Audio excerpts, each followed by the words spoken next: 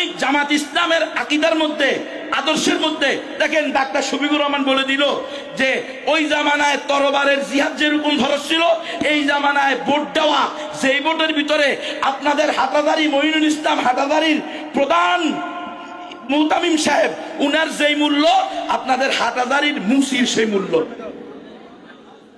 আল্লামা জুনায়েদ বাবুনগরীর মায়ের ভোটের যেই মূল্য, মুহিবুল্লাহ বাবুনগরীর মায়ের ভোটের যেই মূল্য, জুনায়েদ বাবুনগরীর নানির ভোটের যেই মূল্য, বেশ্যা লম্পটনি তৈয়ুসের ভোটের সেই মূল্য। তাহলে এই গণতন্ত্র কোনোদিন ইসলাম হইতে পারে? এই গণতন্ত্র দিয়ে কোনোদিন ইসলাম প্রতিষ্ঠা হইতে পারে?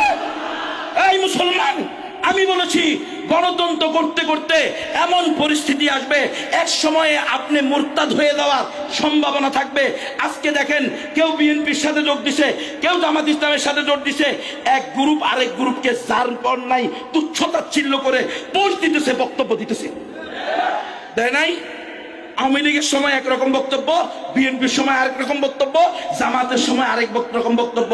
প্রত্যেক যার সাথে লিয়াজু সে ওই দলকে সাপোর্ট করে কথা বলতে যায়। উম্মাত এখন তো আর বক্তব্য হারিয়ে যায় না, এখন তো সব হাওয়ায় বাসে, ইউটিউব, ফেসবুক, ইন্টারনেট সাপ দিলে সব বের হয়।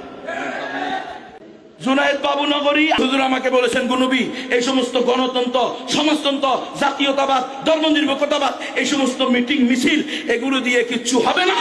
যদি ইসলাম প্রতিষ্ঠা করতে হয় তাহলে ফেদাই টিম তৈরি করতে হবে। এটা হলো উম্মাহ দরদি জুনায়েদ বাবুনগরী, এটা হলো উম্মাহ দরদি জুনায়েদ বাবুনগরী।